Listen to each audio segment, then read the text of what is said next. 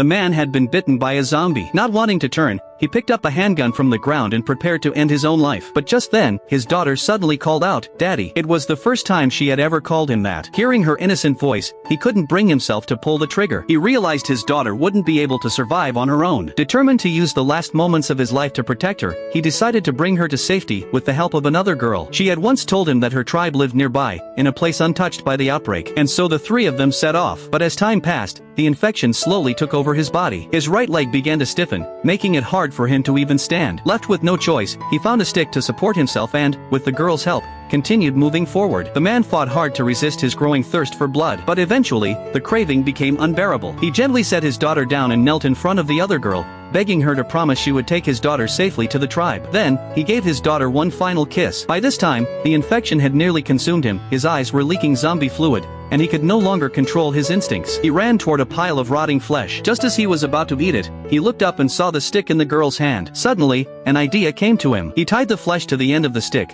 stuffed shards of glass into his mouth, and tightly bound his own hands. That way, even if he lost control, he wouldn't be able to harm the two girls. Using the flesh as bait, he led his zombified self forward, slow, broken, and groaning. On his back, he still carried the two girls. This was the last thing he could do for his daughter as a father. No one knows how long they walked, but eventually, they reached the tribe. The villagers were stunned. Even though the tribe normally never accepted outsiders, they made an exception for the girl. The tribe's leader couldn't bear to see the man suffer any longer. Holding a sharp knife, he prepared to put an end to his pain, but the girl stopped him. She explained that she and the man had one promise left to fulfill. She took out the perfume that had once belonged to the man's wife and sprayed a few mists into the air. The familiar scent brought a flicker of clarity back into the man's eyes. The girl then took his hand and leaned gently against his shoulder. She nodded to the tribe leader. Soon after, the man collapsed. Later, the villagers discovered a message written across the daughter's belly. It was a single word, written while the man was still conscious. "Thank you.